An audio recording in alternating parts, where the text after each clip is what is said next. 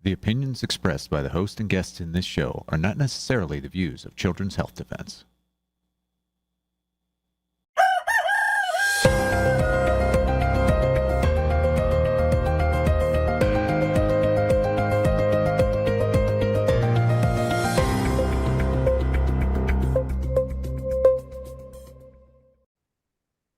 Good morning, CHD. It is Wednesday, November the 12th, 2025. We are live here this morning, and I'm so honored to bring on Dr. Suzanne Humphries with her amazing presentation, Deadly Secrets and Monkey Business, on Whose Shoulders Do We Stand? So good morning, Dr. Suzanne Humphries. Good morning, Polly Tommey. Thank you so much for doing this for our viewers. I'm going to hand straight over to you. Viewers, listen and learn. You're not going to believe this. Thank you, Suzanne Humphries, Dr. Suzanne Humphries. All right. Yes, well, I am redoing this because CHD very generously gave me 30 minutes, which was, I think, more than anybody else had. But to discuss something this complicated, it was a real challenge. So it's kind of nice to just be able to sit back, relax, and give it a little bit more time and slow it down for people. And now you can take screenshots. And maybe if there's time at the end, we can have a little Q&A. All right. So I will get started now. And we are with the first slide. For anyone who doesn't know, my background is that I was a kidney specialist for over a decade, close to 2 decades, actually. And, you know, a lot of people would come into my office with really serious kidney problems, losing protein in their urine, losing blood in their urine, having kidney dysfunction. And, you know, the kind of drugs that we use in our practice are akin to chemotherapy drugs. People can lose their hair, they can become immune compromised and die of infections. In fact, we did see this. And if you're lucky, you can bridge people over to transplantation, where they then have to have even more drugs and immunosuppression. So it's an absolute nightmare. And it's very upsetting now knowing what I know, because I can look back and think about all the young people I saw, children, teenagers, young adults with these horrible kidney diseases. And I was always just so baffled as to what was going on. And I remember asking this specialist who came to do grand rounds with us one time, you know, what was the deal with all this? It's called focal and segmental glomerulosclerosis. It was like plaguing young people. And he said it was genetic. And I just, you know, back then I was young and naive, and I was like, okay. And I thought, you know, this didn't sit right with me. And then in 2009, you know, I saw this issue where people were getting flu shots and they were having immediate kidney failure. And so I learned that we could get immediate kidney failure after flu shots. But what I didn't know, and this is in the, you know, go to the next slide if you wouldn't. Slide 3, there are actually slower forms of kidney damage, and it takes years for these to show up, actually. But there's a monkey virus DNA that can be detected in the diseased parts. So we do these biopsies, and you can see these this DNA was detected in this study from 2002, published in a very high-ranking journal, the Journal of the American Society of Nephrology. And you can see the slide right there where it looks, you know, you see 60% of them with collapsing FSGS. That's a really serious problem. They're showing up with this SV40. And it's a startling study, and it was shelved, and people have not, except for to debunk it, it hasn't actually been discussed any further. So, you know, then, you know, fast forward a little bit, when I wake up in 2009 to this vaccination issue, whenever I challenge this idea of a flu vaccine given to my patients, no matter how sick they were, whether they were just admitted to the hospital, and I hadn't even filled out their orders, and I get up to the floor and there's an order for two shots that have already been given to them because the pharmacist has counseled them in my absence and signed my name to an order and shot them, basically.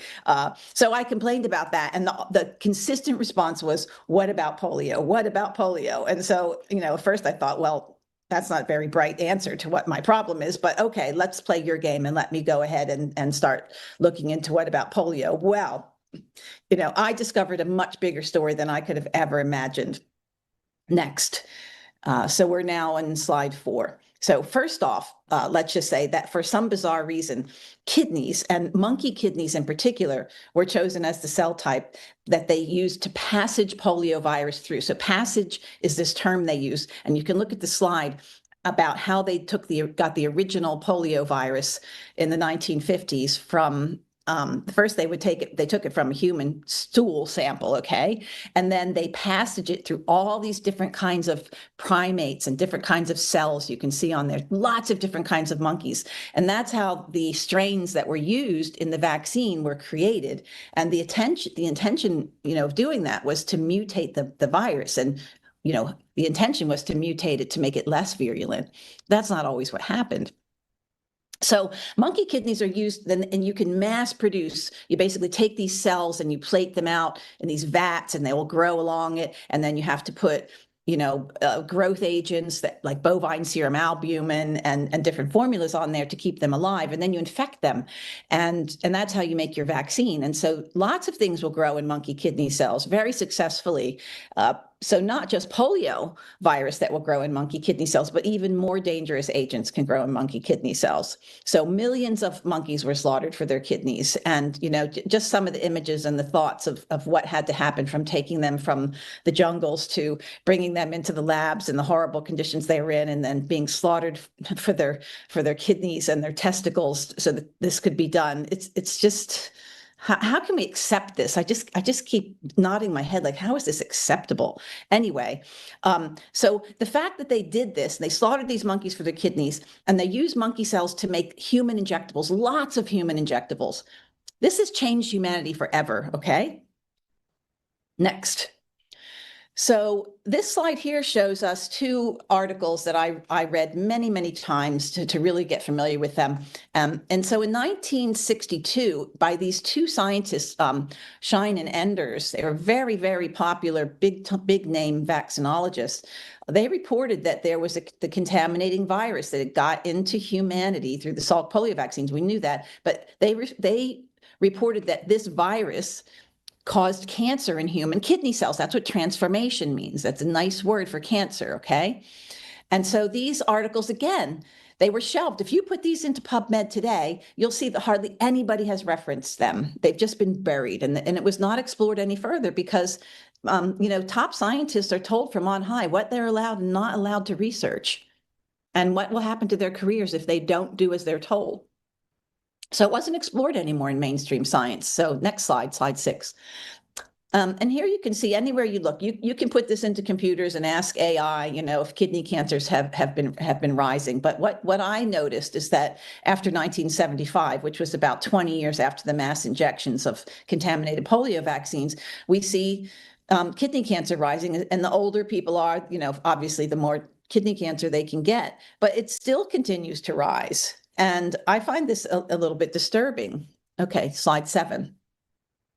So the only study that was ever set up was kind of accidentally set up for a different reason. I believe it was Maurice Hilleman set up these cards when people who were knowingly injected with the SV40 contaminated vaccines to be followed. And then it was kind of forgotten about, but a graduate student kind of, asked, well, where is all this data?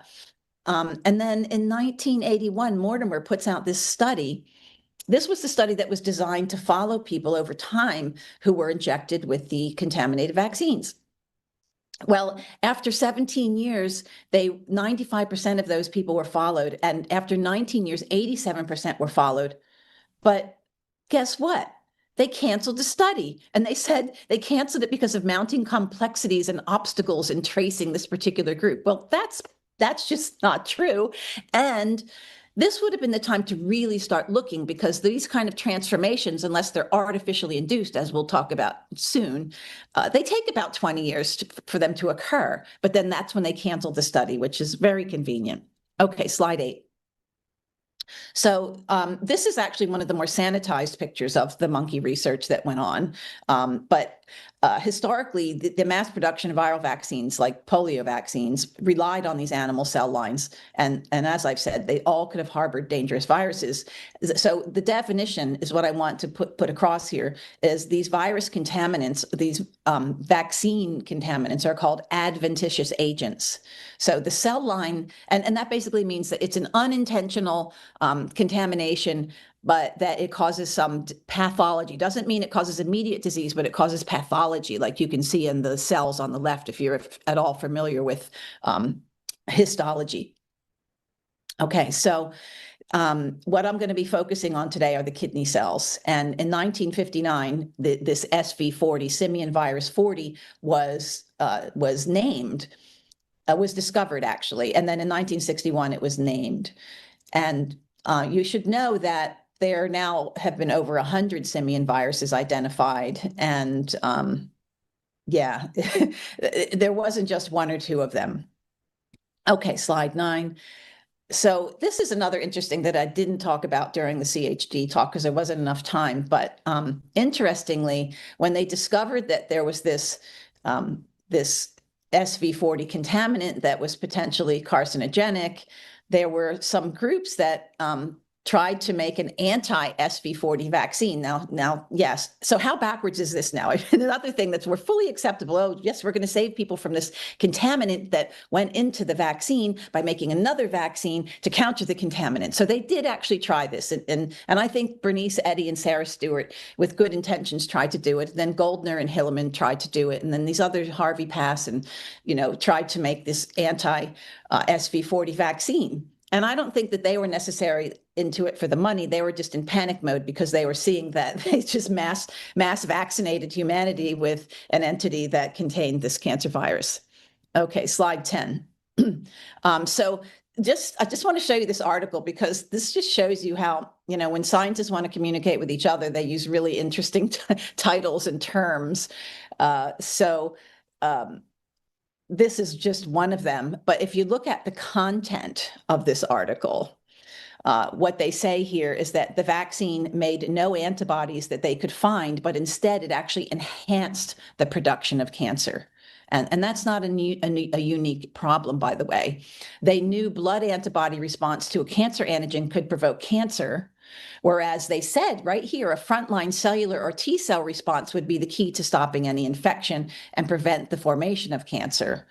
So it was kind of like, whoops, that was unexpected. And they certainly didn't expect in the next slide, slide 12, that their SV40 vaccine would actually speed up and enhance the induction of cancer sooner than the actual controls.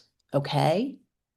This all speaks volumes for the potential of vaccines to do just this, as far as I'm concerned. So you'll hear these terms: original antigenic sin, linked epitope suppression. What's the other one? ADE, antibody-dependent enhancement. So these are all kind of terms to describe how immune responses aren't always what we think they will be, and that unexpected responses are not uncommon at all. Slide 13. So now we're getting back to this adventitious agent thing, all right? So there's really no shortage of published research on adventitious contaminants in all animal cell culture media. There's just too much to keep up with, actually. And there are other enzymes and biologicals that are used in vaccine production, say so you've got that kidney and you want to plate it out cell by cell, like in a nice flat line on these vats. Well, you have to be able to detach the cells from each other. And so enzymes are used, like pancreatic enzymes, for instance, are used. And that's one of the reasons why we got the pig porcine virus in the childhood rotavirus vaccine, because it was from the trypsin that was used to, detach those cells. So anyway, the two books that you see there, I own both of those. I actually have one of them sitting right here. Polyomavirus by Bernice Eddy.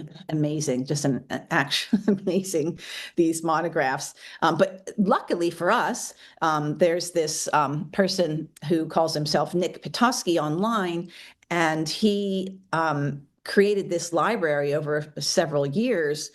And you can follow him on X, and you can go onto this Zotero library that I linked in the slide right there. And it's really important to do that because you're going to find a lot of things that people, even scientists, that are supposedly lockstep with us in our, movement for truth, they don't want to touch this. This is more radioactive than I am, quite frankly. But it's something that I think you all are going to be interested in and want to know about. So there were a lot of primate labs throughout the USA and throughout the UK and elsewhere from the 1960s onwards, and they specifically studied SV40's ability to break the species barrier for transmission and for SV40's ability to combine with other viruses and DNA. The SV40 is it's a unique entity. today, SV40 is also part of that plasmid, that we used, that is used in many gene therapies, but also used for the SARS-CoV-2 injection. So interestingly, in the 1960s, SV40 was actually weaponized in secret labs within the USA.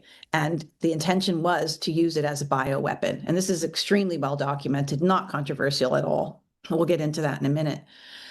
Okay, slide 14 shows this Venn diagram that I created, because quite frankly, when I started to get into this whole story that you're about to see, I was trying to figure the best way to convey it to you all.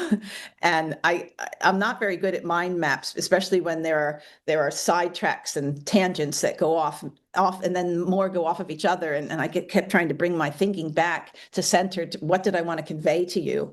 And this is the simplified version of what I wanted to convey to you. And you're probably mostly familiar with Venn diagrams, and the overlapping areas speak for themselves, where things join and connected.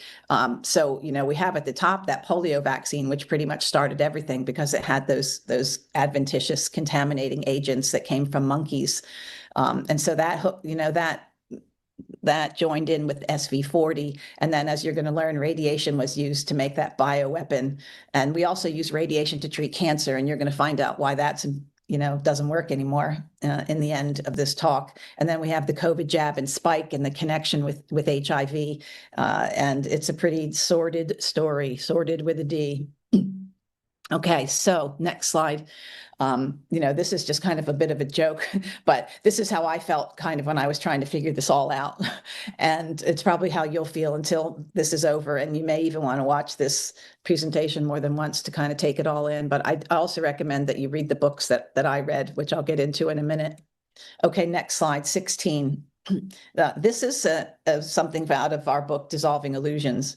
And it's really just to show you that sick animals have always been used for vaccine production, not healthy animals in this case, especially for smallpox. There's no way any of these animals could have been healthy while they were basically breeding disease to be scraped off and put into glycerin to be used as a smallpox vaccine. But this image here shows you the different kinds of pus that was mixed back and forth between animals and humans and then back again, and listed on there, just to make it easier for you, are horse, mule, pig, cow, buffalo, rabbit, sheep, goat, human baby, and then human cadaver were also used in order to create and propagate the smallpox vaccines worldwide. And this resulted in transmission of viruses, bacteria, and fungus from one animal species to another and back into humans again. So, on the side note here is that I wasn't aware of this until just recently, but I thought that monkeys were only used maybe later in the 1940s, 1950s for other vaccines, but it turns out the Chinese actually did use monkeys for their smallpox vaccine production in 1926. And guess what they named their vaccine? They named it the Temple of Heaven strain of smallpox. Yeah. Save the world with that one. Okay, so the smallpox vaccine, and this is the important point, is that the smallpox vaccine was the first vaccine, at least that I'm aware of, that transgressed nature's built-in protective biologic barrier against interspecies transmission of disease. It's not that easy to, for diseases to go from animals to humans. It's just not. You've got to, the easiest way is to broach the skin, broach the blood barrier. So smallpox vaccines, though, as bad as they were, they only punctured into the skin, remember. But after the invention of the hypodermic needle, which I believe was in the mid-1800s, injections were developed that penetrated into muscle, and that's what we enjoy so much today.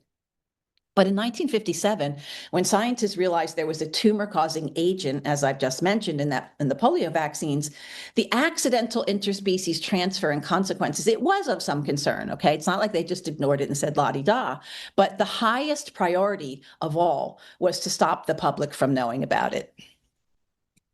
Next slide, 17. But there have always been scientists who believed that the public had a right to know. And there have always been scientists that would sacrifice so much to get this knowledge to us. And these three people that I have in this slide, they're not going to have hospitals and institutions or airports named after them, because as we know, mostly we only name those institutions after criminals, because guess who records our history? So my presentation today and on the weekend, was dedicated to these three people who went through absolutely horrible professional and personal pain. And because of them, we know for certain with evidence that since at least 1955, that the US government deceived the public and were injecting the masses with unsafe and ineffective vaccines. This is the point I just try to make every chance I can as a medical historian, that what we saw in 2020 was not a new thing. And hopefully by the end of the talk, you'll really understand why I can say that. So first I want to discuss Dr. Eddy and Dr. Morris, and then I'll introduce Judith Vary Baker later in the talk. But Dr. Eddy reported a cancer-causing agent in the Salk polio vaccine in 1959 while she was working at the former FDA, which back then was called the Division of Biologics Standards. So when she announced that, she was immediately silenced, gaslit, and there were many attempts to thwart her work in publications. And then there's Dr. Morris in the middle there, and he also worked in the Division of Biologics Standards. And for even a decade before that, he was tasked with evaluating vaccines for safety and efficacy. He has some really fascinating talks out there, when he went down to the islands in the Carolinas and tested some of the native people down there that got, they were vaccinated and then tested, and he came back saying these vaccines are dangerous and ineffective. So he had been saying that from the beginning, and he was clashing with his so-called superiors about the ongoing lack of efficacy results with those influenza vaccines. But he later spoke out about problems with the polio vaccine, measles, adenovirus vaccines. And then in 1976, he was really the key guy who got the word out about the swine flu vaccine's danger and lack of necessity. And he actually went on the Phil Donahue show to expose it because he was being gaslit in the laboratories. And then he got fired. And I don't think it was the first time he got fired, but in the 1950s and 60s, Dr. Morris worked on the same floor as Dr. Eddy, and she apparently, because of the way she was treated, did require some moral support, which he provided, but he also published medical articles with her on SV40. And both Eddy and Morris had their careers absolutely destroyed because they believed the public had a right to know the potential dangers that were discovered in vaccines. And every time Eddy and Morris spoke up, they would go back to work and find the locks on their labs were changed. Their lab animals were murdered. I say murdered, they were killed, sacrificed, however you want to say. Lab records were confiscated. They were moved to another division, or in Dr. Morris's case, fired. So, these two guys that were recently let go from HHS, for supposedly opposing the mRNA technology, I hope that they realize that this has always been the normal method for removing sinners from the church of vaccination. Okay, next slide, slide 18. This shows Dr. Sarah Stewart and Bernice Eddy. And in 1969, this is Bernice Eddy's polyomavirus monograph that I am so fortunate. Dr. Morris gifted this to somebody that I know that does research, and I have a copy of it. And this is the monograph on SV40, and it was published in 1969. And I think, knowing the story as I know it, that this was actually her way to plant her flag in the ground, even after she was demoted, isolated, shunned, bribed, you name it, told to go on a prolonged holiday. They basically said, go wherever you want, we'll write a check for you. They were nicer back in those days. But she was ultimately pushed out, and they demoralized, and, she just left. So the person at the bottom was Dr. Sarah Stewart, and she worked in a different governmental laboratory, but apparently all the women scientists used to sit together and have their brown bag lunches on the steps, and they got to know each other. And Dr. Eddy taught Sarah Stewart a few things. Sarah Stewart was a very highly competent, she was an MD, PhD, and she was apparently a very sarcastic and funny lady, and didn't really take a lot of abuse from anybody. Kind of amusing to learn a little bit more about her. But they worked together, and they identified the polyoma tumor-inducing viruses in the polio vaccine. They were the first ones to identify it. So back in the 1950s and 60s, regulatory capture by vaccine manufacturers and Rockefeller entities was actually already deeply entrenched, as you'll see here in slide 19. Next, where the 1972 Senate hearing, which is called S-3419, which you can actually download and read about. It's a very long document, but there's a fascinating section in there on vaccines. And there was a Dr. Isaacson who was asked about the so-called 32 worthless vaccines that he had brought to the attention of the General Accounting Office, because this was actually a financial hearing, believe it or not.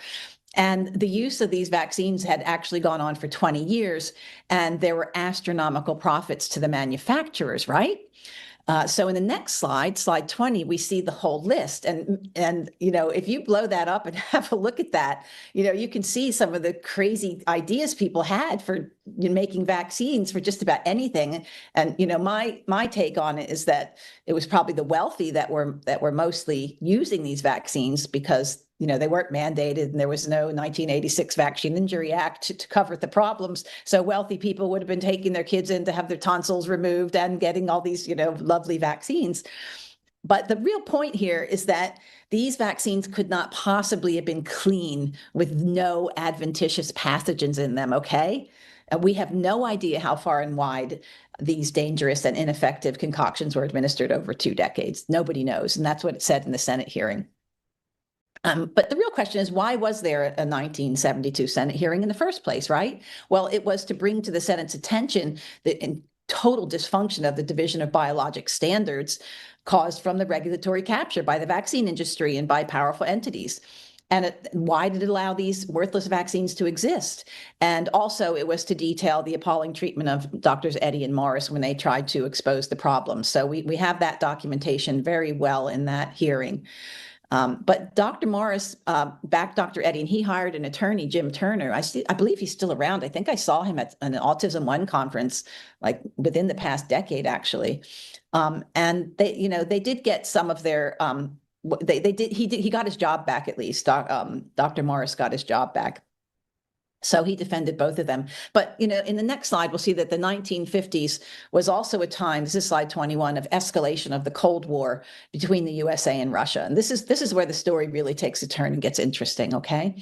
So Cuba was the battleground.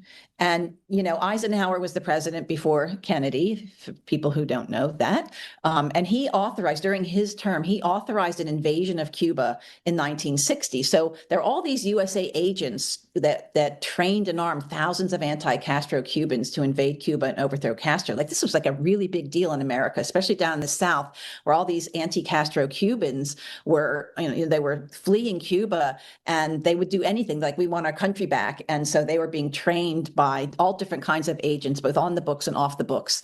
And there was this plan to basically invade the country. And then the USA military was supposed to rescue all these warriors from the ground in Cuba and save them.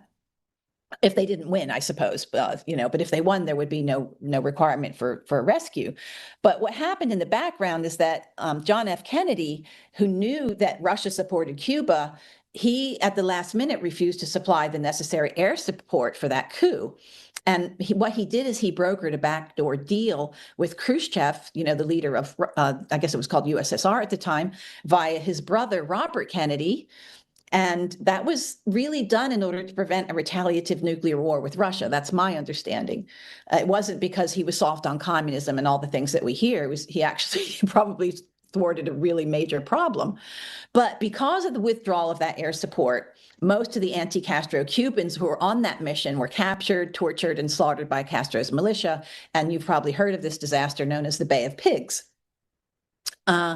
So there were a lot of people really upset about the fact that he withdrew the air support and that it ended the way it ended. It was embarrassing, humiliating, and imagine, the USA government, generals that helped train these people, and the black ops people that helped train these Cubans. They would have got to know a lot of them, and there they are. They're just all gone in one day. So they were really incensed with Kennedy for not helping the Cubans try to topple Castro, and for what they saw happen, the big slaughter there. So at that point, Kennedy's branded anti-communist. I mean, he's branded being soft on communism, which he really wasn't. So the next slide, slide 22, you see a picture of, I think of him as Dr. Evil, but I'll try to be more polite. So let's just start with the fact of saying that New Orleans was a very popular destination for wealthy Latin Americans and heads of state who needed medical treatment because they could come to New Orleans and come into really nice hospitals and be treated. The red carpet rolled out. And so Dr. Ochsner and his team were treating these people. Dr. Ochsner was very well connected to the mafia, to the CIA, and to the, some very high level nefarious entities on the planet. And so this was an opportunity to get information, relay information, and I wasn't there, so I can't tell you what information, but there's a lot of documentation that there was spying going on, and there were medical informants and information passed back and forth through these medical opportunities. But many of the South American and Cuban doctors were actually trained by Dr. Alton Ochsner. So that was one of the things that he did. And he was an internationally renowned cardiothoracic surgeon and also a researcher.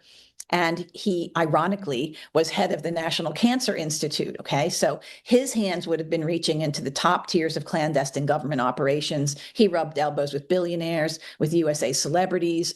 And after the Bay of Pigs incident, Cuban doctors were no longer sent to train with Ochsner. They were sent to Russia instead. And that really upset Dr. Ochsner. And because of Castro's takeover, and remember, before that, the mafia had nightclubs, they had brothels, they had gambling houses. They were like thriving down in Cuba. It was a playground, really. And so that all went away when Castro took over. So now, think of it, JFK had some really dangerous haters on his hands. So Ochsner, who had plenty of mob connections, absolutely loathed Kennedy. And he made no bones about it. In fact, a lot of the country loathed Kennedy. And the same way that we hear, people, with Charlie Kirk and, what happened, you see people cheering and you see people crying. It was the same thing happened. Startling to read the accounts of this, that when Kennedy was shot, there were a lot of people that were just literally cheering like they were watching a football game and their team won. It was just a really crazy time. So the political Cold War, needless to say, was playing out in diverse secret projects on the medical and bioweapons warfront as well. Okay, so it wasn't just about, bullets or, magic bullets. But the Pentagon and the CIA, FBI, et cetera, sought out scientists and doctors to help them work on different operations or projects, right? So this brings me to the next person I want to talk about in slide 23, Judith Vary Baker. So she actually came to national attention in the 1950s because she had an IQ over 185, and she was documented in over 100 newspaper articles down in Florida as this high school whiz kid, right? So she piled up all these awards in art and sculpture and more importantly, in science. And she was spotted by Dr. Alton Ochsner at the age of 16. So backstory is that she had a very favorite, person in her life, her grandmother, who was just rapidly taken by cancer and probably at a relatively young age. And she was determined from her young age to battle cancer, to cure cancer. That was going to be her goal in life. So here we have this brilliant kid, her father was actually a government agent at one point. So she's getting a good education. She's got good parents who support her beautiful, incredible mentality. And then she's on a mission now, okay? So she gets these goldfish. And one of the goldfish had tumors. And it actually had babies. And if I remember correctly, the babies actually had tumors. And so she saw this as an opportunity to do her very first experimentation, which you can read about in her book, which I'll get into in a minute. But what happened was that she was at a science fair and Dr. Ochsner was there. And he basically told her that she was doing really well, but she needed to do it in mice. So that was kind of the first thing where she was like, okay, I've got to move beyond this. So later on, she ends up being mentored in her high school laboratories by a team of doctors and scientists, right? Well, she had no idea that she was being encouraged and watched and trained by actually CIA's medical masterminds. They were actually, she found out later, all eugenicist medical masterminds. But the fact that her scientific reports, they were sent actually to Combat Research and Biological Warfare Center at Fort Detrick, okay? But she didn't understand what that meant back then. She just thought she was on a mission to cure cancer, and you can't cure cancer unless you create cancer and have cancer to work with, right? So a very important reason they were mentoring her was that by the age of 18, she had actually solved several problems in cancer research that those eminent scientists could not solve. And at the age of 19, Ochsner invited her to a summer internship in Dr. Mary Sherman's laboratory. Now, know that Dr. Mary Sherman had been, down in New Orleans for about 10 years at this point. But before that, she was a nuclear scientist. She was working in the same lab as Enrico Fermi in Chicago. Okay. And then she's also an orthopedic surgeon at the same time. So Ochsner, seeing her double talent as a nuclear researcher and as an orthopedic surgeon, very familiar with bone tumors and cancers, grabs her and come work in my lab. And so they worked together for about 10 years up until this point. So this is where the story in my mind really gets interesting. So Judith, needless to say, was beyond thrilled to be working with this world-class doctor. And she thinks she's going to go work in this, Dr. Mary Sherman's actual laboratory at Tulane Medical Center, when she actually ended up working in kind of underground laboratories, which we'll get into in a minute. But anyway, she was really happy. And it's pretty amusing what happens when she lands in New Orleans and all of her, the people that she meets. But the stated reason for invitation in slide 24, we're on slide 24 now, was to assist in a 1963 project that Alton Ochsner was supervising. And the name of the project was, quote, Get Castro, unquote. And it involved irradiating simian virus 40, SV40, induced cancer cells. Okay, so the SV40 would infect the cancer cells, and then they would try to it was a gain of function experiment, basically, because it accelerated tumor aggressiveness. But Ochsner's team had hit a bit of a brick wall, and they knew that Judith had an amazing ability to solve problems, and she had actually induced cancer in mice in just 1 week. She was going around collecting cigarette butts, and she found a way to extract the poison out of the cigarette butts and vaporize it. And she was giving these mice lung cancer within 7 days. She also had the ability to speed read. And basically, in those days, what would happen is you would have articles from all around the world in different languages from different scientists, and they would circulate for about 1 year before they would actually hit the medical journals. So people within CIA and operations like this had early access to them. And so she was tasked with piles upon piles of medical articles to go through, to sift through what was important, translate them, and basically bottom line it to him. So she was his researcher as well. And so she became an essential member of the team at the age of 19. And that's her depicted at the bottom right-hand corner. And then you have Ochsner at the top. He was the supervisor. And then there's Mary Sherman over on the right there, who I just described to you. And then there's this fellow named David Ferry, very interesting character.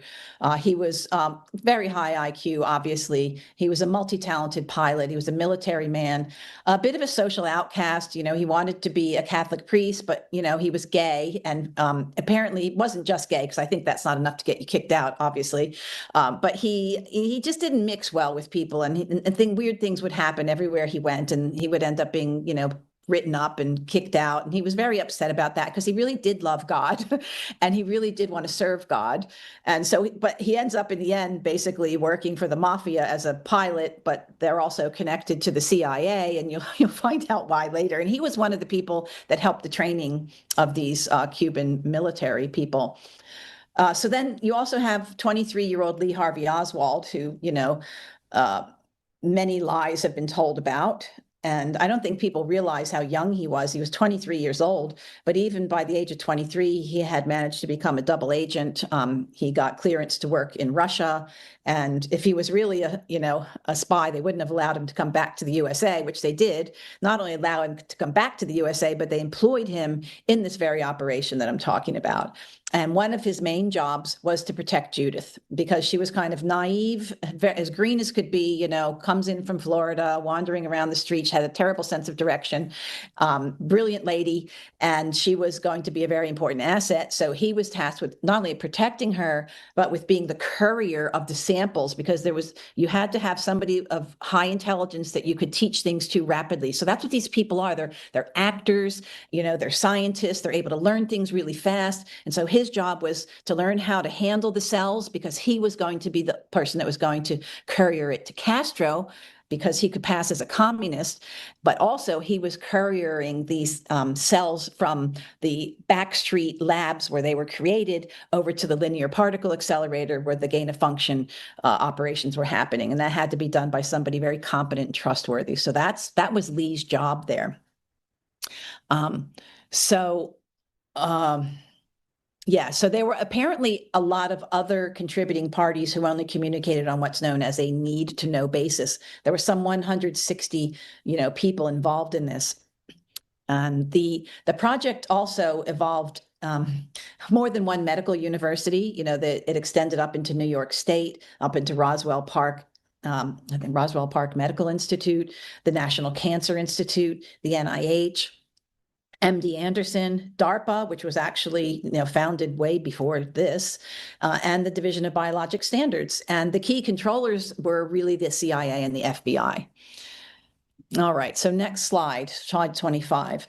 When Judith arrived in New Orleans for her internship, Ochsner told her that she was selected obviously for her ability to work in unusual conditions, and that her participation would be off the records. Now, why was she selected to work in unusual conditions? Well, because earlier in her life, they set up a lab for her when she was being mentored. They set up this lab at her high school, and she's basically spent all her spare time in there.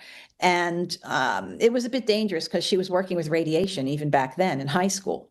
And then when they saw what she was doing, they were really alarmed. So they moved her out of the high school and put her under the stadium of the high school. They built her a lab there. And so she was, obviously those were considered unusual conditions. Her participation was off the records for a couple of reasons. One, she was underage.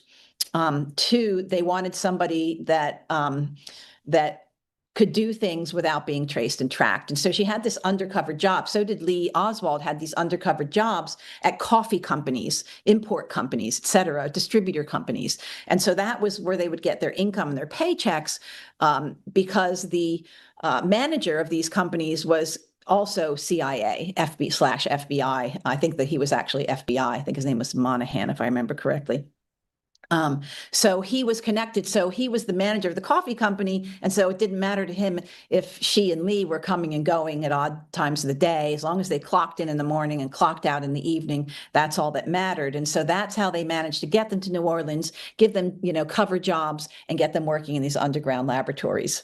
So she worked in these secret makeshift laboratories. One of them was in David Ferry's house. There was another one called these mouse houses, and they were very primitive, stinky, dangerous, to the point where they smelled so bad years later that people who went to do documentaries and document some of this would go in even after the places had been gutted, and the smell was just absolutely, nauseating.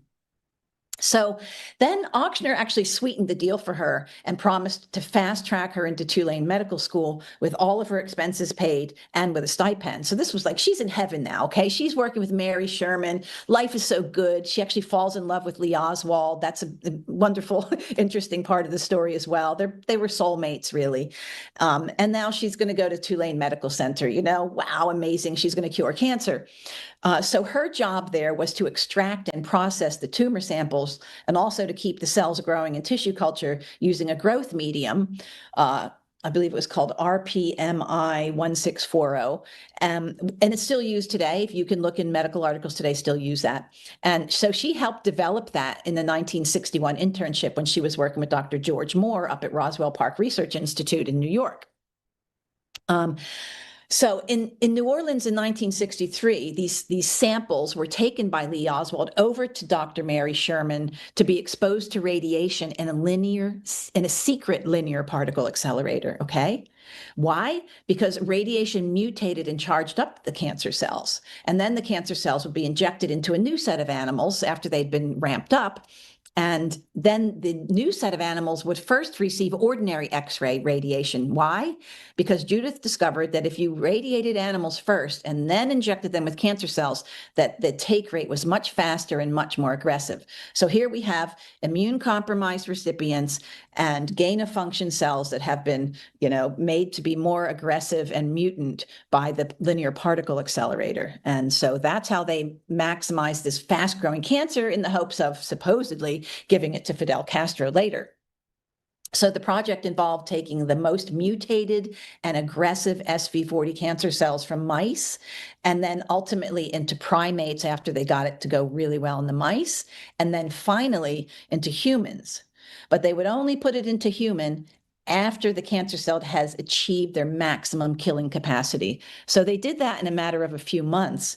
And near the end of this so-called Get Castro project, just when Oswald was to hand deliver the cells to sympathetic Cuban doctors within Cuba, the plan was somehow abruptly terminated. And nobody can explain to me why.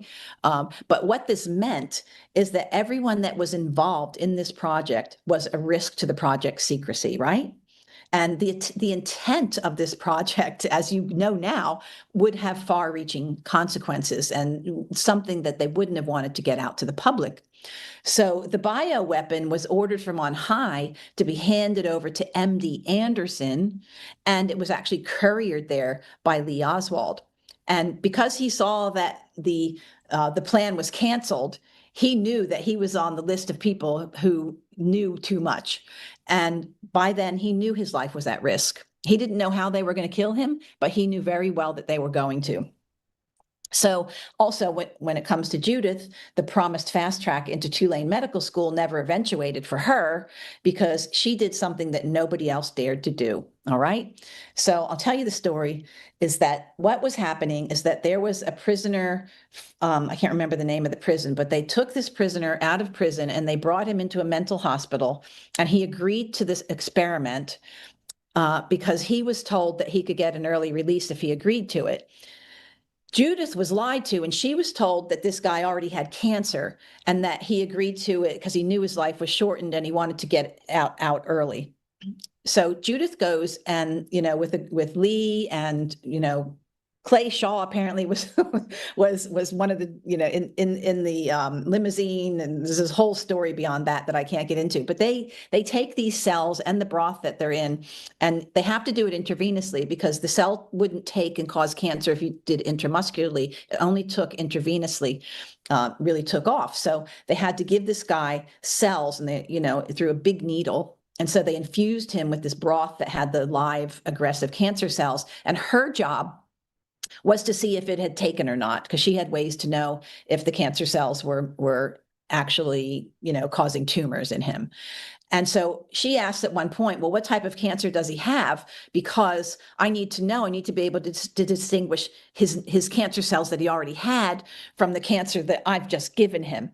And somebody says to her, oh, don't worry about that. He's healthy as can be. He doesn't have cancer. And she was like, what are you talking about? I was told this guy had cancer. It's the only reason I even agreed to do this. And so she's like really angry. And early on, she had been told that never to put anything on paper and that this was a highly secret operation. Ochsner was very clear about this. He said, never write anything down.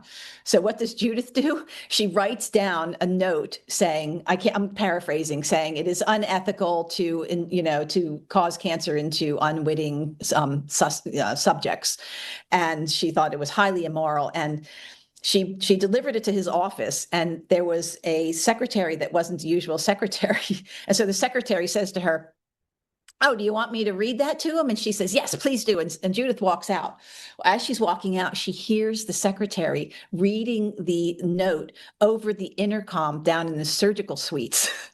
So that meant that everybody in the surgical suite knew that his little young intern was telling him off about something and that he was doing something naughty, pretty much. So he, of course, being the man who was, did not only that a woman did this, but that a young woman who was supposed to be under his shoe had basically humiliated him. So he retracted all the promises that he made. He verbally attacked her. He actually attacked her. He actually reached out to punch her and missed her. She ducked. And she really felt that her life was in danger at that point. And it actually was. But here's another just kind of funny little side story. Is that Carlos Marcello, who was like the Godfather mafia crime guy, had one of his top men in prison, and he was next on the list for these so-called volunteers. And he found out that Judith was the reason why the project was canceled in that prison, and so his top guy was saved. And so after that, he had somebody trailing her to protect her and help guide her when she would get lost, walking around the streets. But more important is that these other three characters, Dr. Sherman, David Ferry, and Lee Oswald, they were still alive at this point, and they said to her, look, it's really important that you just put your head down now and you go home and you never speak a word of this again, because if you do, you will be done away with. Well, it turns out that within a year, all three of them were dead. Dr. Sherman, David Ferry, Lee Oswald, and apparently 160 other people who were involved in the project either disappeared or died in unusual circumstances, because that's just how it works. So Judith basically resigned herself to the loss of her dream, and she quietly left the scene for over 20 years. So sad. So brave. Okay, the next slide. Slide 26, I just want to point out these two amazing books where Judith describes everybody's roles in great detail. She explains the reasons why she later decided to go public, I believe it was the 1990s, to start to talk about her experience. And the minutia of what happened here is definitely stranger than fiction. It's fascinating, and these books lay every detail out with documentation for her claims, all right? I'm just going to show you, I don't know if you can see me, but this is the book. It's a 600-page hard copy book, and she's only asking for $50 for this book. If you send an email through PayPal to judithvarybaker@gmail.com, you can get yourself an amazing signed copy of this book, and it's got color pictures in the middle. And like me, Judith knows that she can't just flippantly say something without having the receipts. And literally, there are receipts, there are timestamps, there are FOIA documents in here, there are pictures of all the characters. And it's just an absolutely fascinating read that I highly recommend if this talk is interesting you at all. And then she really liked David Ferry. She had a heart for him, even though he was a bit of a warped personality. He at the heart, he was a very good man, and really was not, he did not want Kennedy dead. He was a good guy. And she was friends with him over this. All this happened in 7 months. It was a 7-month whirlwind. So that's those two books. Now, next slide.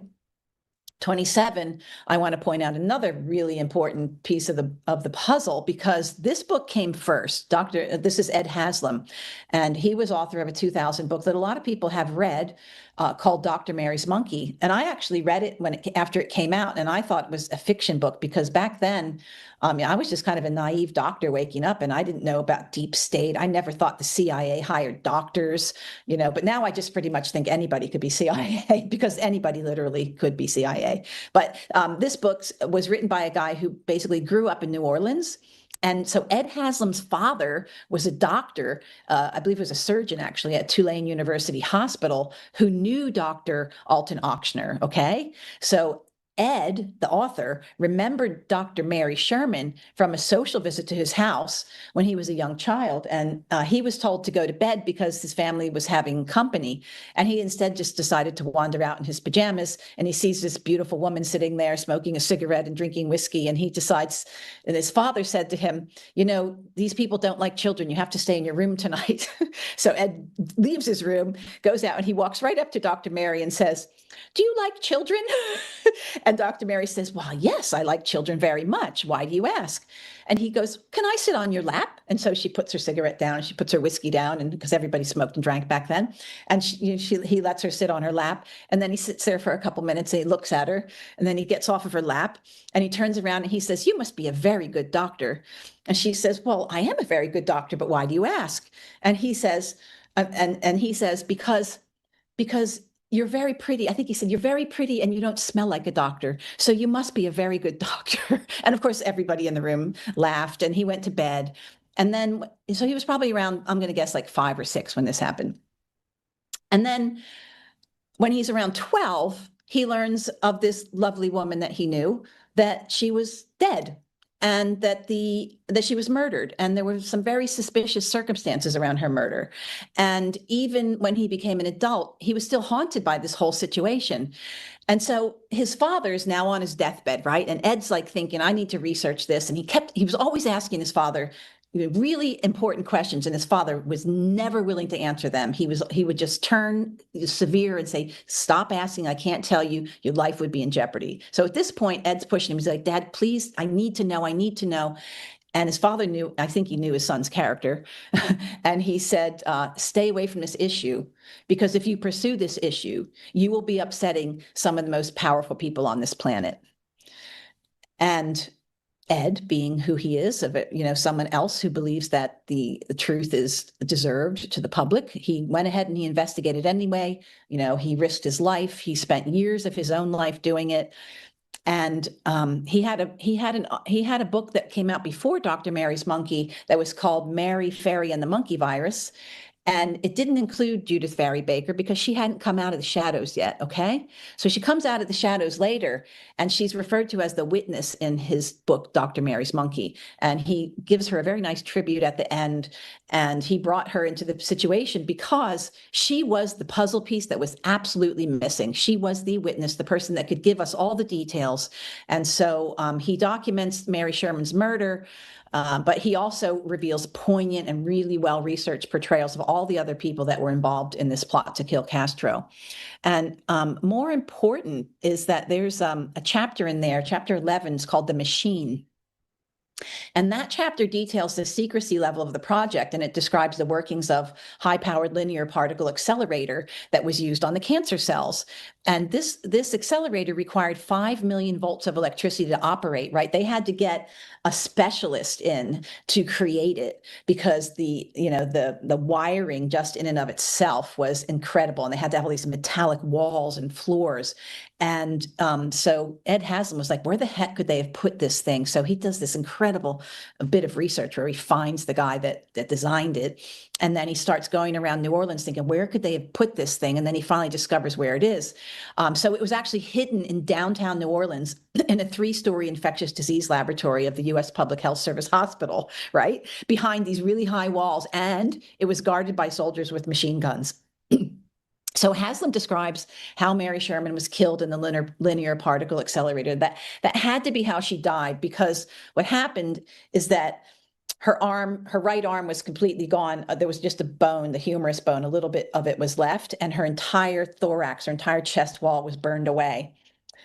Interestingly enough, this is another thing I didn't talk about at the CHD because there wasn't enough time, but that didn't kill her. Because of the way the grounding worked in the operation, which I can't remember, but that didn't kill her. It didn't go totally through her body, and her heart was still beating after that. So she would have been unconscious, but still heart beating. So somebody who had the knowledge of the cardiothoracic anatomy and could give one surgical strike to the heart killed her using a scalpel or a knife, just one stab to the heart. And see, because you can tell when there's blood in a dead body and when there's not blood, so there can be an injury with blood, that shows that probably happened before they died. If there's an injury with no blood, that would have happened after they died because there was no heart pumping. So she had other injuries, and I'll get to that in a minute, but just know that somebody who had knowledge of cardiothoracic anatomy and how to go in through the ribs and do one swipe to the heart did a mercy killing, or maybe and then after the mercy killing, there must have been absolute panic unless it was premeditated. I don't know. But what somebody did, and imagine these, not just anybody, like Jose from Cuba is not just walking into the linear particle accelerator, right? So only really high clearance people are allowed in here. So somebody went into panic mode, and somebody very clever collects her body and very quietly in the middle of the night takes it to her apartment, and without anybody in her apartment complex hearing a thing, opens her door, turns off the alarm, puts her in the bed, piles some clothes on top of her, and tries to set her on fire because they wanted to say that she had been murdered in her own apartment. And they stabbed her a few times kind of randomly.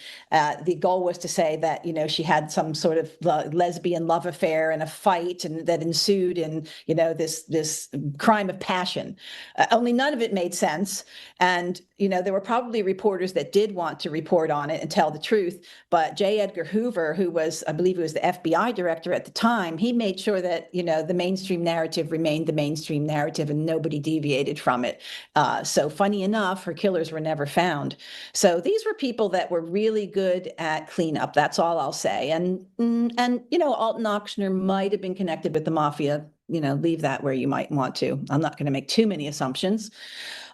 Just a lot of fishiness going on there. So if you read Judith's books and you read Ed Haslam's book, you will then understand why and how Lee Oswald was set up by the CIA to take the blame for killing Kennedy. But I actually think personally that Oswald was killed to silence him from ever talking about the SV40 project, because he was intimately involved in it and he knew all about it, and he was going to be the guy to carry it over to Castro.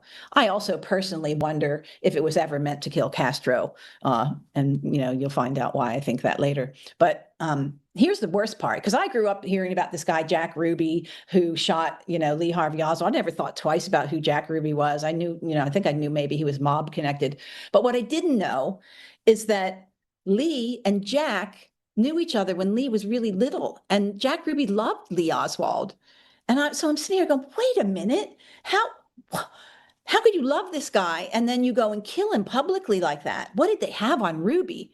Well, they had a lot on Ruby, and they threatened to kill and torture every member of his family and his beloved little dachshund dogs, So they were really, really going for him.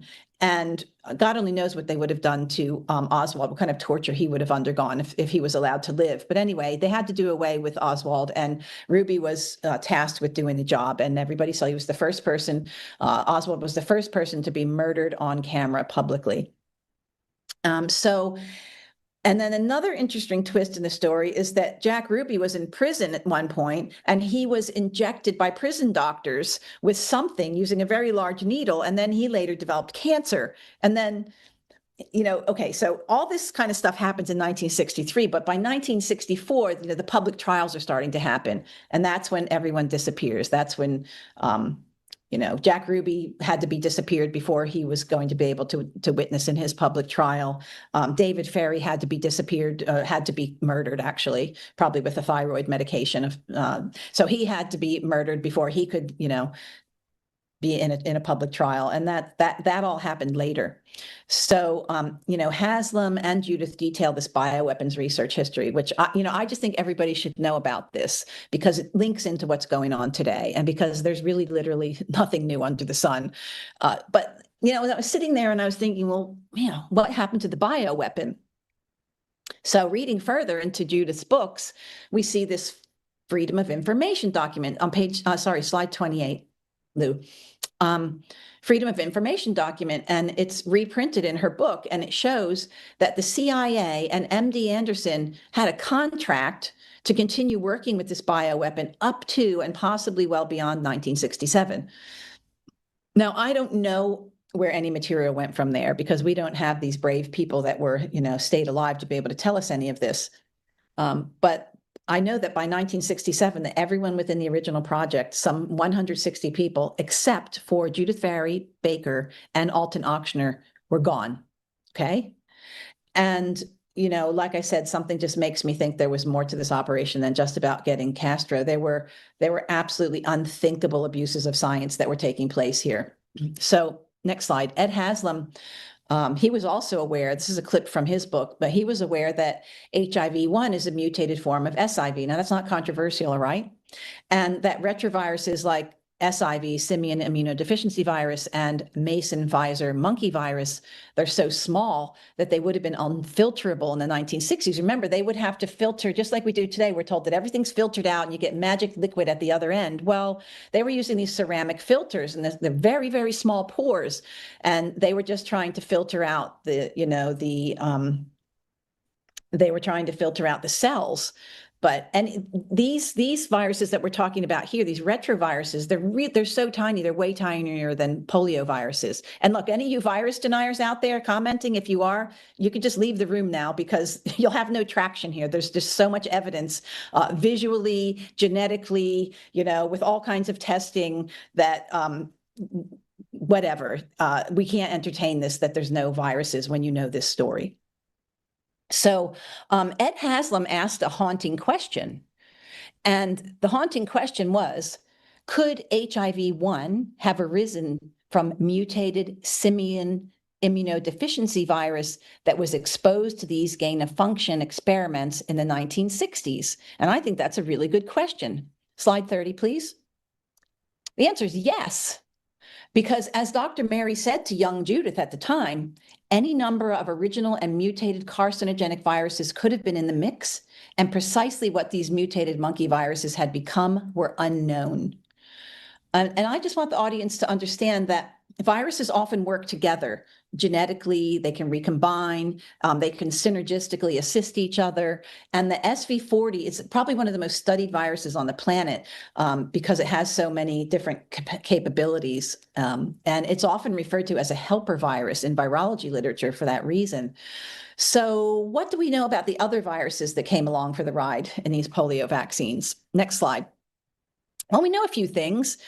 We have this Bohannon 1991 article, and this guy, Dr. Robert Bohannon, he did an exhaustive, well-controlled investigation on some biopsy tissue that he got from blood and from B-cell lymphomas from a person with AIDS. I believe there was bone marrow was one of them, and there was, I think it might have been liver. I can't remember. So two areas that they got out of these biopsies, and the person had AIDS. Okay, so the person with AIDS with this B-cell lymphoma, and what he found inside of the tumors was that there was an immunosuppressive type D retrovirus called Mason Pfizer monkey virus. Pfizer, as in Pfizer, it was named that. And that was in the cancer. But when I say that it was an exhaustive, well-controlled investigation, I read it cover to cover twice. And I was really impressed with the fact that he did really good controls. He wanted to really cover his bases. This guy knew what he was up against. And he didn't find these viruses in any of the control subjects who had AIDS and not cancer, and nor did he find it in any of the control specimens, okay? So even though Mason Pfizer monkey virus causes AIDS in rhesus monkeys, and so could have possibly caused AIDS in humans or cancer, et cetera, Bohannon was very, very cautious with his conclusions in this article. But Dr. Herbert Ratner, which a lot of you probably know about, he was the former director of public health in Oak Park, Illinois. And he saw this report, and he happened to have had samples of the 1955, I believe it was 55, Parke-Davis Salk polio vaccine that he had kept in his deep freeze because he was skeptical of the whole polio vaccine issue from the beginning, which is why we all know about him. He wrote a lot of literature on it. He had Senate hearings. He wrote books. He had basically a magazine that he would release, and a really strong advocate for public health, a real public health official is what he was. So he handed this over to Bohannon and said, have a look at this and see what you find in this particular lot of vaccine that I've kept for all these years in my -40 deep freeze. Okay, next slide. And so Bohannon does it. And what he finds is the identical strain of the Mason Pfizer monkey virus that was found in the cancer of that aforementioned patient I just talked about. He found it in the vaccine. So in 1992, Bohannon's findings were published nationwide, a lot of them in newspaper articles like I'm showing here. And I tried to find them today, and you can't find them anywhere. But I have some originals, and I have some copies of them because let's just say I'm 1 degree of separation away from some of these original scientists. So given that Ochsner and Sherman got their original SV40 stock from the polio vaccine, the question is, could different strains of SV40 and other monkey viruses have also accumulated in the surviving primates from the Get Castro project? Okay, we're going back to the primates now.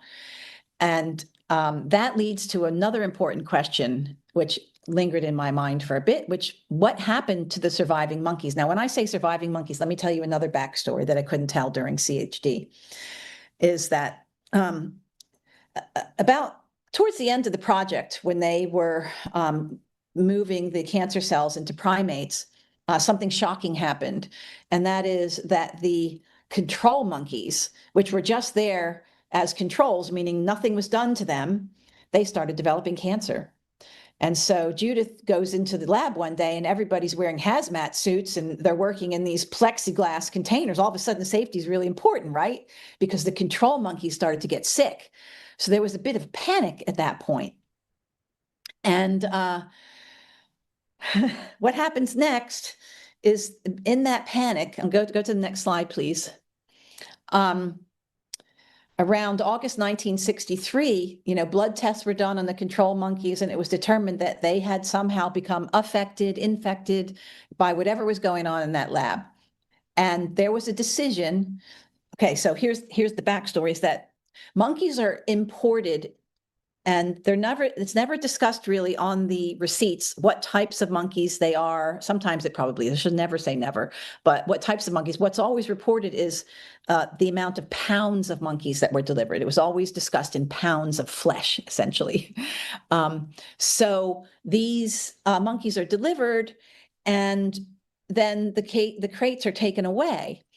And apparently the people that do the delivering at the docks and bringing it into the Tulane primate labs were told to take the surviving primates, the ones that were sick now, and take them back to their to other countries. So it was a switch out. So monkeys come in and monkeys were taken out, and they were sent back to Congo, Haiti, and Central Africa.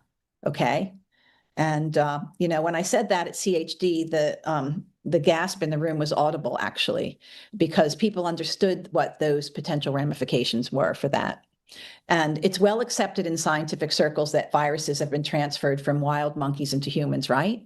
But what are we told? What was I told in medical school? I'm always told that it happens by monkey bites or from eating monkey meat. But consider this now, the release of these surviving monkeys that had picked up God only knows what in those gain-of-function labs, releasing them back into the wild monkey colonies in these other countries would have thoroughly confused any future emerging picture of primate-associated diseases, right? So any future immune suppressing or cancer associated virus wouldn't be blamed on the gain of function labs, even though that they could have been generated there. The blame would go on those wild monkeys in Haiti, Congo, and Central Africa. All right. Okay, I have a couple other notes that I couldn't talk about during CHD either, but another interesting aspect is that in part of this panic mode that happened when they decided to rewild the monkeys, they were at that point, they wanted to get rid of all the evidence, especially when they decided to end the project. And so one of the things they did is they told Dr. Mary to go on holiday. And while she was on holiday, they set up a robbery of her, but this is before they killed her. They set up a robbery of her apartment because what they did is they went in and they stole all of the leftover documents, and she had mice in her apartments. And so that was another way to get rid of the evidence, was this staged robbery. And so I'm told that this is getting back to how they switched them out at the docks, that the Terry longshoremen would pick up the cages and take them off the plane, and they did a switch out of the monkeys. And apparently David Ferry told this to Judith. And so this is how we know that this happened. They were told to remove and replace the monkeys. And back then, nobody would have ever even considered anything sinister. It was really easy to play tricks on, the transporters because, people were just trusting and naive. They would have never thought that there was, this crazy gain of function thing going on under the guise of killing Castro, or that there were these sick monkeys with souped up cancer cells in them. And so they were told that the monkeys were sick. They weren't told that they were they were told that they were infected. They weren't told that they were necessarily sick. They were told that these monkeys couldn't be used for research and that they had to take them back. So that's how that was pulled off. All right, slide 34. After 1967, the trail actually went a bit quiet, all right? But in 2006, this guy, Dr. Ralph Barrick, who you may have heard me mention in the past, he's a world expert on gain-of-function viruses, in particular coronaviruses. He publishes this interesting paper, which prophesied the future, which I show you in slide 34 there. And there's a link to the article if you're so interested, which I think you should be, because I'm only able to read a couple of little quotes from it, and it is a real fascinoma, okay? So now go to slide 35, where I'm just going to show you a little bit of the quotes here. He talks about there might suddenly arise a synthetically derived viral bioweapon in the form of a worldwide pandemic, which could inspire fear and terrorize the human population, with all governments working together to respond in what he called predicted ways, right? Well, what might that bioweapon be, and how might governments respond? Okay, next slide, slide 36. Barrick stated that various recombinant viruses, such as coronavirus, HIV, and others, have already been assembled using reverse genetics designed with pathogenic traits for conducting effective biowarfare. And he mentioned the importance of identifying viral genes that target the host's immune defense, and that having a gene repository with which to later play around with in the lab would be helpful in managing viral virulence. So this laboratory playground, just FYI, it's all for the good of the public, because, the scientists have to be able to save you in case there's a bio attack. And that's what the guise always is. Let's make this horrible thing so that we can save you from this horrible thing when somebody else makes it. So Barrick's articles pretty much lead straight to SARS-CoV-2 spike composition and the mRNA injections. They do. You can go read it for yourself. I don't have time to show you the minutia of that. But a short time later, in 2010, which you'll see in the next slide, slide 37, there's this Rockefeller document that lays out a global lockstep program, which if you want to go have a look at that, and you need like a nice bedtime story for some totalitarian youth that might be visiting your house, this is what to read them, because it's basically a master map where people lose their rights, and it's all in the name of making them safer. And it shows the government control roadmap that predicted 2020 through 2022, right? So then we have it come to life. Funny enough, everything they predicted happens. The world's successfully saved by being propagandized, locked down, and mass injected. Well, next slide, slide 38, we see Kevin McKernan comes along in 2023. I call him the superhero without a cape, actually. And he finds these 4 DNA genetic sequences of SV40 from the plasmid, remember the E. coli plasmid that was used for mRNA production. And it was only used in the most popular brand of all COVID shots in the world, the most highly used shot, Pfizer. So this SV40 DNA sequence, what that's there to do is to enhance the E. coli plasmid to produce more spike messenger RNA. That's its purpose.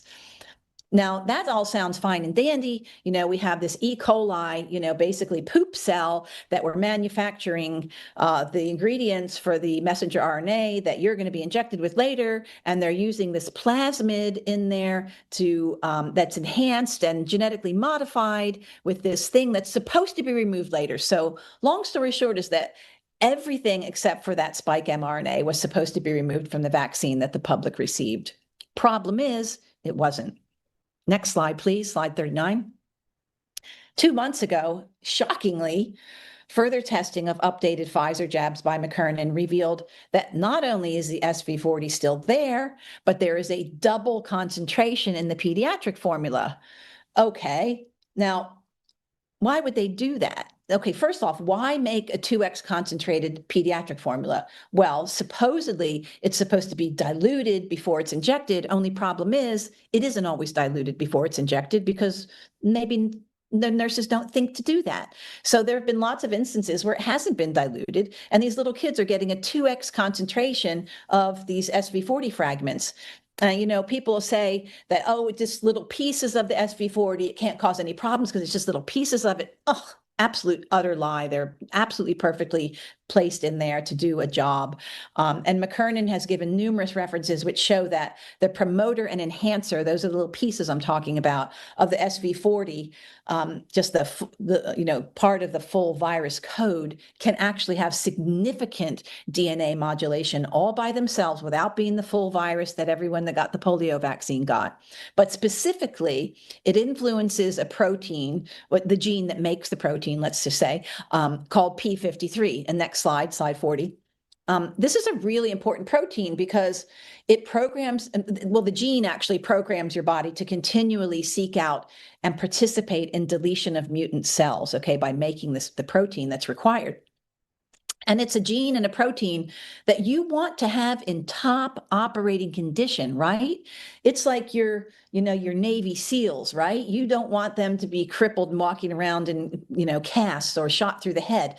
And that's essentially what's happened, is that, the spike S2 subunit, the spike, which is part of the either coronavirus or the vaccine that keeps being produced and produced and produced inside of you, interacts with this very important protein, and it disturbs the genome, and it disturbs the ability to do normal cancer surveillance.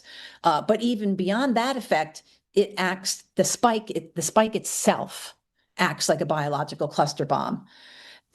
There's just layer upon layer of lies and danger, hidden within the entire SARS-CoV-2 creation and solution. So let's look at this cluster bomb in slide 41. And what you can see there at the bottom that I put the little red box around, called HIV-1 GP120. And we can also see that there are 3 snake motifs. Now, it's not snake venom. It is some of the part of the genetic code, just like we have part of the genetic code of the SV40, we have part of the genetic code of different snake venoms and something called the rabies G protein. Kind of odd, right?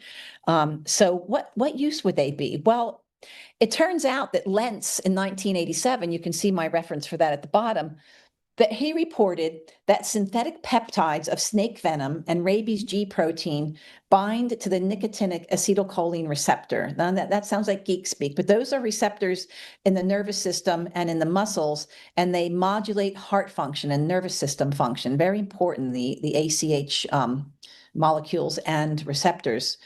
And, so you can sit back now and say, okay, well, this was known in 1987, and then here we have it pop up in 2020. And then later, did we not see massive amounts of problems in people who made massive amounts of spike protein? Mostly people who are jabbed make way more spike protein than people who get, COVID from each other, okay? And did we see muscular problems? Did we see heart problems? Absolutely. We saw neurologic problems as well. So there has to be a connection there. Now let's go to slide 42. And here I just wanted to show you, this is a really important article by Cheng in 2020, which is where I got all this from about the superantigenic character, and that was unique, and what the inserts were, et cetera. This article is a must read to people who are researching the issue. And all components in the spike combination have harmful effects, and they have other properties, and that's why they call it a superantigen. So what does that mean? Superantigen means it's an agent that leads to massive cytokine release. Cytokines are immune modulating molecules, and they're normally helpful when they're released in a controlled fashion. But what happens because of this superantigen quality is that the immune system starts killing the body it's designed to protect. And that's why antihistamines were part of the alternative protocol, was to just try to slow down some of that cytokine release. They want us to believe that the GP120 protein, may have just floated around on a seed of a dandelion till it magically got stuck into a pangolin anteater somewhere and, was hanging out with a bat in a bat cave, maybe having a few beers. So we know that's not true at this point. So where did it come from? Next slide, 43. Well, the question is, there was this researcher named Prashant Pradhan. And the question is, was he the first to be right when he said in a February 2020 preprint article that HIV-1 GP120 did not arrive by chance in SARS-CoV-2? Well, he probably was correct, because within 6 days, Fauci personally saw that the article was retracted. And there's a flurry of emails that you can get copies of. I have them. I've put them in other presentations that I've done. And it's not something somebody's just fantasizing about. Next slide. The next slide here, I didn't present this at CHD either, because there's so many quotes that they're just startling quotes made by Pradhan. And this one I'll just read to you. Our results highlight astonishing relation between the GP120 and GAG protein of HIV with 2019 and basically SARS-CoV-2 spike glycoprotein. These are critical for the viruses to identify and latch onto their host cells and for viral assembly. So they're basically talking about the similarities between HIV and SARS-CoV-2 and the GP120, basically 4 very precisely located latches that help it bind onto you. And their findings suggest an unconventional evolution for the 2019 virus that warrants further investigation. An unconventional, that's a very polite way of saying that that somebody made this up in a lab. And there's another guy, Fernandez, who talks about the furin cleavage, which is another part of the gain of function. And these are top level geneticists, and they say that it could have been done without a trace. You can't track how it was done. It's like playing Legos. You can just take out one red piece and put an orange piece in, but you can see it was done, but you can't tell who did it or how it was done. So there's so many amazing statements in this paper, so please do read it. So next, I'm just showing you in slide 45 the illustration that Pradhan used to show the perfectly spaced HIV inserts that I just mentioned. So what other similarities do we have between HIV, GP120, and SARS-CoV-2? We'll go to the next slide, slide 46. I mean, the problem is I could have made a whole PowerPoint just about similarities and common features. So I'm just, and you don't have to know what any of these are. If you want to go, you can go look up what all these ADM, they're lung cell fusion proteins and things like that. But there are a lot of similarities between these two entities, including the little faces on right and left. So if you add this up all along with a laundry list of spike problems that I have not even touched and discussed with you today. Next slide, please. Slide 47.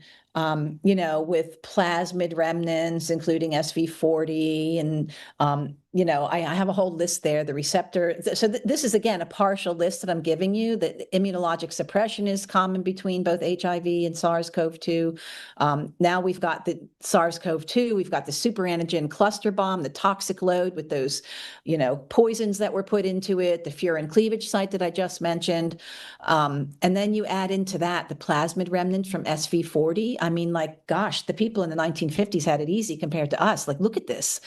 So, what could the consequences be besides what we've already seen? Well, go to the next slide, 48. And here's the real sucker punch. So you remember how SV40 knocks out that P53 gene and protein, which I talked to you before, the cancer suppressor. And that means that not only can the COVID jabs lead to increased cancer susceptibility, right? But SV40 associated cancer won't respond well at all to chemotherapy. And conventional cancer treatments are likely to make cancer actually go wild and not regress, because P53, it actually directs cancer cells to die off. It's necessary for chemo and especially for radiation to do the killing that they're supposed to be doing. And the fact that radiation makes SV40 cancer far more aggressive is the entire reason it was used in the Get Castro project, right? Radiating the animals first and then doing the gain of function with radiation. That's why they did it. So next slide.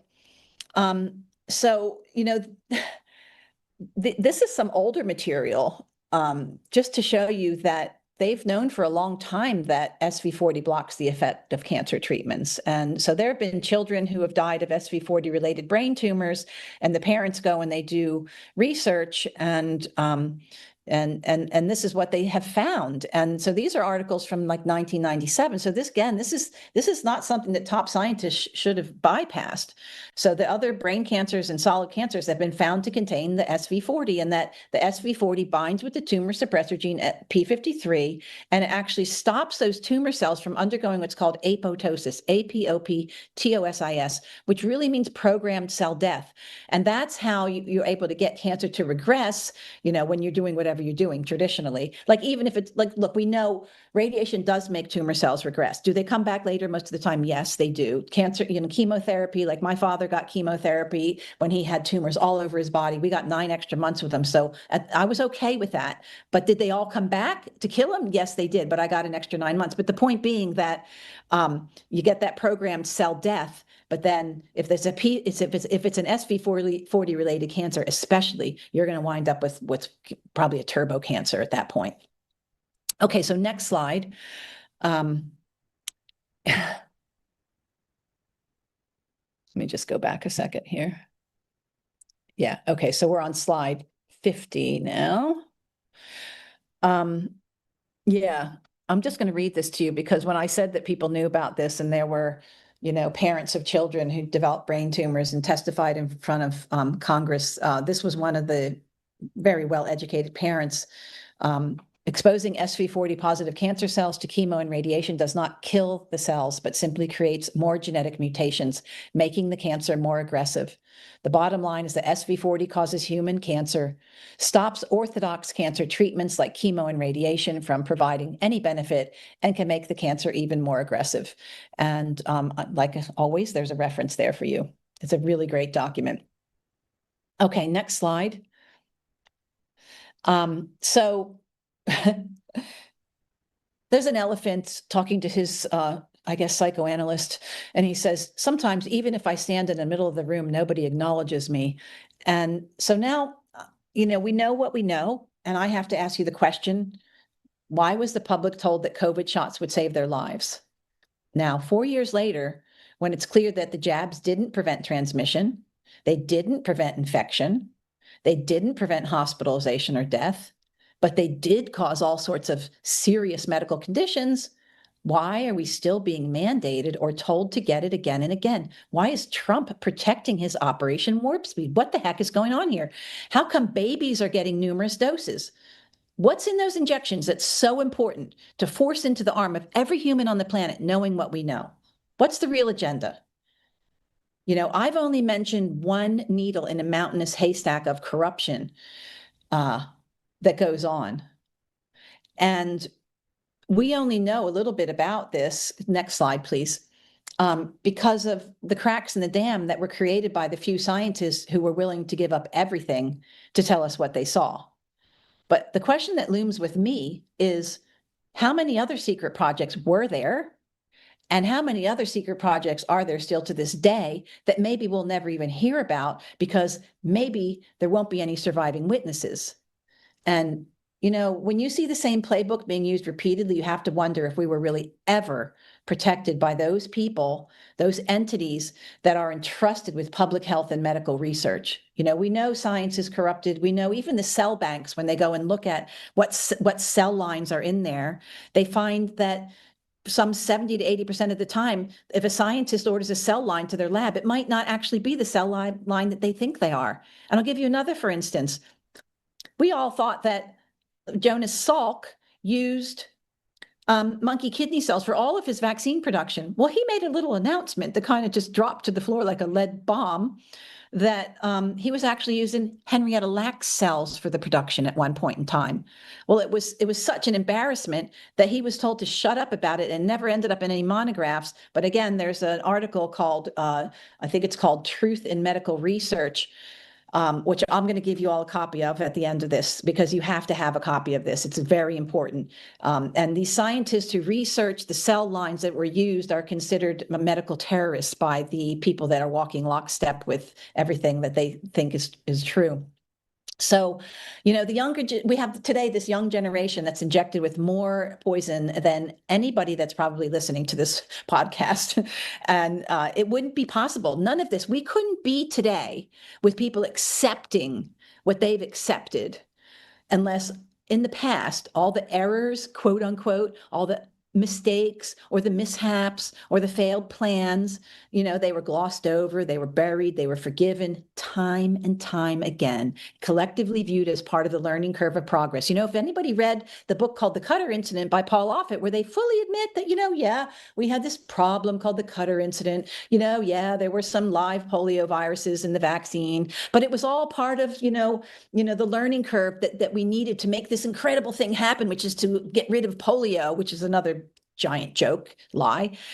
So they'll admit to it because they want you to think that we've bypassed that and we've got so much better. But one look at the health of children today shows you there's been no progress. Vaccination has been upheld as a normal part of life when it never should have got past the smallpox lie, right? But fortunately, I think God always keeps a remnant. God always, even in the Bible, but today, we still have Judith Vary Baker on the planet. She says all the time, she's 82 years old. She doesn't care what they do to her at this point, but boy, what they've already done to her is, and you will read in her books, astounding to anybody psychologically could have survived what she's been put through, let alone physically. And then we have Dr. Bernice Eddy and Dr. Anthony Morris, who withstood horrible pain and suffering at the hands of these ghouls who did not have the public health as a priority. So, I just want to give a heartfelt thank you to these people that survived and that tell the story. And, whose shoulders are we standing on? Well, we're standing on their shoulders, and we need to make sure that people stand on our shoulders moving into the future, and that this message is not lost, because this is a story that is not only fascinating, it's highly relevant and shows you that the sins of today are only possible because of what was done in the past. And with that, I will stop my presentation and hope you're all still there. Yeah. Okay. Dr. Suzanne Humphries, that was quite outstanding. What an education. And how horrific. I mean, it's so horrific. So I'm sure people this will be going out on X and our other social media within minutes of us finishing this. So let's get off and let's do that. More to discuss on that. I know there are questions, but maybe you can come back on at some point and answer those questions. You say when, and I'll do it. If you want to do it now, I'm happy to do it now. We can do it another time. I think look, I feel like I'm on a kamikaze mission here too. We got to get this information out as quickly as we can before they do God knows what with any of us. Well, and people need to know that the link, I know the California nurse on the chat was saying that there are no show notes. The show notes are there with all of these slides right under the video. So that's where you go to get everything. And if you want more, you can contact Suzanne at dissolvingallusions.com, which, by the way, you should all have that book by now. But it's just, it's horrific. I mean, I was just watching people in the chat chatting while you were talking. And I mean, it's what do people do with this information? Yes, we share it, but I mean, how on earth can you get people to break this down, understand it? We've got people in my family still lining up to get flu shots and COVID shots. So how do we get through to them with this? Well, the good thing about this story is that, people like mystery and they like intrigue, and they, they like to for whatever reason, read about murder mysteries.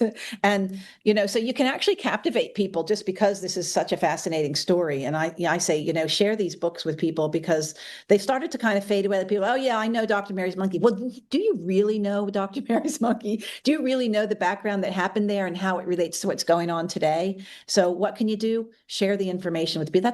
That's all I've done for the past 15 years. And I started out on Facebook preaching to family and friends who basically their eyes were glossing over with, not again. Does she ever talk about anything else? And then slowly, my audience grew a little bit. And then I met Polly Tommey, who brought my message bigger and bigger and bigger. We went on the Vax bus. So you've got to plant that seed. You've got to water that seed. And you've got to have faith that even though you might not see anything growing, that there are roots growing underneath, and that your words are going to continue to go out. So I say, don't force it on people, but definitely if you've got an audience that's receptive, that's who you want to find. Don't keep preaching to the people who are never going to, who are never going to change their minds, even if it's your own family. I know your family is important, but all of humanity is important. And sometimes you have to just go, okay, family, maybe a prophet has no honor in their hometown. I'm going to go with that. I'm going to go out and I'm going to tell what I tell to people who really want to know right before the needle goes into that baby. That's always been my mission. I never cared to tell doctors.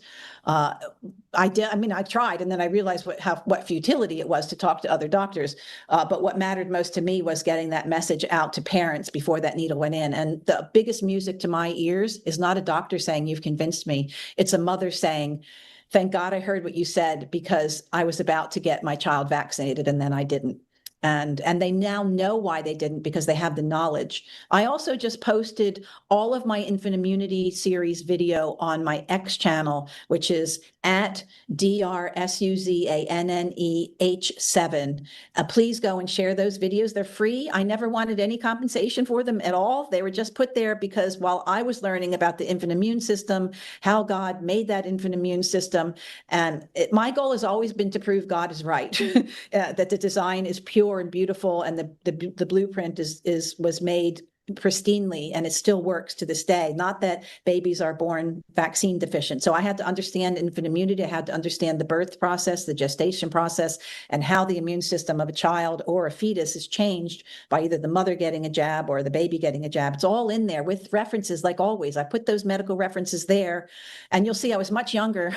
I didn't have any wrinkles then, and it was 2015, I think, when I started doing that. And those videos are as relevant today. They will always be relevant because it's about the function of the human body, the human immune system, the placenta, the fetus, breast milk, all the stem cells, et cetera, and why the medical system, what they do is actually a murderous insult to humanity and not necessarily helpful for everyone. Yeah, everyone, please do follow Dr. Suzanne on X. Okay, so our social media team want us to come off so they can put this on our social media. So we have to stop now. You know what I do think, though, is that if we made Judith's story into a movie, that would reach. Remember when Andy Wakefield was talking about the power of film?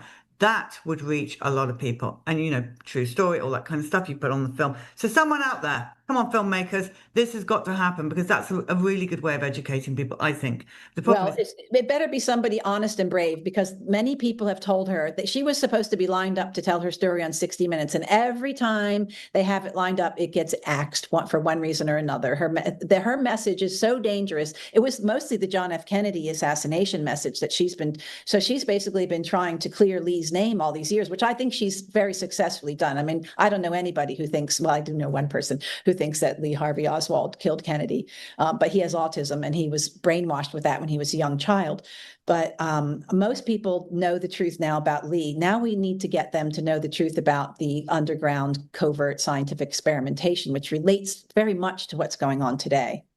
Yeah, Dr. Suzanne Humphries, that was a fascinating presentation. And I know our viewers think so too. It's education. And I will be going back and listening to that again and again, as I know you all will do. But for now, we have to go. Dr. Suzanne Humphries, thank you for all the work and immense amount of research that went into educating us. Thank you. Thank you. This and all CHD TV programming is made possible by generous support from viewers like you. Please consider making a contribution today to keep our programming going strong. Thank you.